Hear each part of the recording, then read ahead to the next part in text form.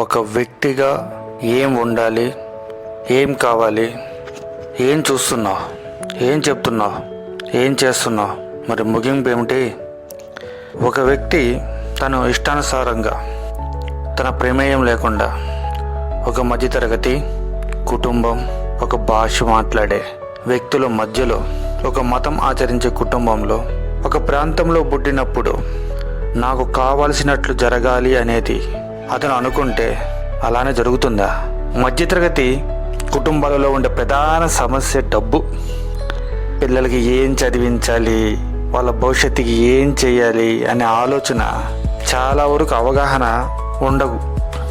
రోజు కుటుంబం నడపడానికి కావలసిన డబ్బు గురించి పరిగెడుతున్నప్పుడు ఆ రోజు గడిస్తే చాలురా బాబు, రేపుడి గురించి రేపు చూసుకుందాం అని అనుకుంటానే ఉంటాం. అది సహజం.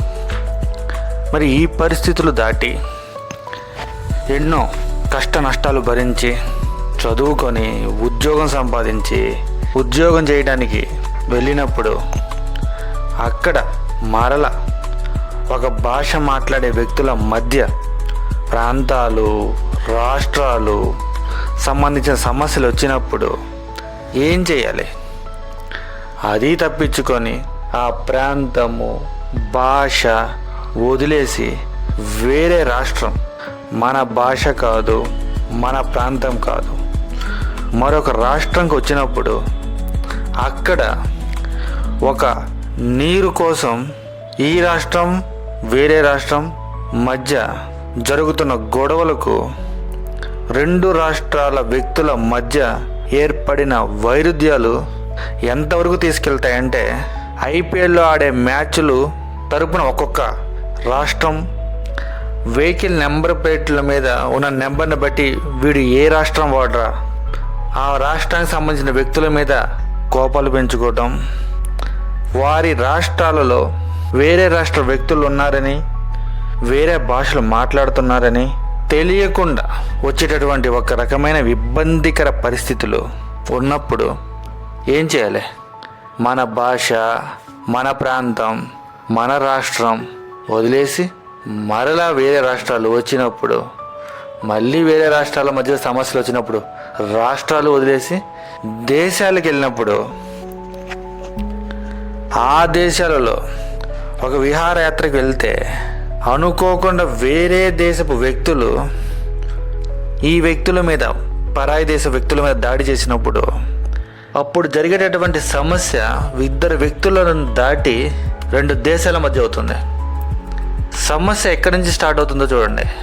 ఒకే భాష, ఒకే ప్రాంతం సంబంధించిన ఆ రాష్ట్రంలో ఉన్నటువంటి సమస్య ఆ రాష్ట్రంలో ఎలా ప్రాబ్లం క్రియేట్ చేసిందో, అదే సమస్య రెండు రాష్ట్రాల మధ్యలో వచ్చినప్పుడు రెండు రాష్ట్రాలుగా ఎలా క్రియేట్ చేసిందో, అదే సమస్య రెండు దేశాల మధ్య అయినప్పుడు, రెండు దేశాల మధ్య సమస్య అయినప్పుడు చివరికి బలవుతుంది మనమే. ఎక్కడికి వెళ్ళినా ఒక దగ్గర రాష్ట్రం వస్తే ఒక దగ్గర భాష, ఒక దగ్గర భాష వస్తే ఒక దగ్గర ప్రాంతము, ఇవన్నీ దాటుకొని పోతే దేశము. మరి ఏం చేయాలి? అన్నీ చూస్తూ ఉండాలి, అన్నిటి గురించి మాట్లాడి డిస్కషన్ పెట్టేయాలి. ఆ సమయం తగ్గట్టు ఆ రోజు గడిపేసి చావు వచ్చేంత వరకు వెయిట్ చేసి హాయిగా పక్క వాళ్ళ గురించి ఆలోచించకుండా స్వార్థంగా మన పిల్లలకి అన్ని రకాల సౌకర్యాలు కల్పించామా? ఒకవేళ కల్పించకపోతే ఏం చేద్దాం? మన పిల్లలకి ఈఎంఐలలో కార్లు కొందామా, హౌసు, మొబైళ్ళు కొందామా, అడ్వాన్స్ టెక్నాలజీతో ఇవన్నీ మార్చేద్దామా? మన చదువులు మనం ఎదగటానికో మన పిల్లలు ఎదగటానికో ఉపయోగపడుతున్నాయా లేదా అన్న ఆలోచన కూడా చేయకుండా ఎక్కువ ఈఎంఐలలో అన్ని రకాల సౌకర్యాలు పొందుతూ హాయిగా తీరుస్తూ ఒకరోజు పోతే కొన్ని రోజుల తర్వాత మన గురించి ఆలోచించే వాళ్ళు ఉండరు. మనం కూడా ఇన్ని సమస్యలున్నా ఇక్కడ నెత్తినేసుకోవాల్సిన అవసరమూ లేదు.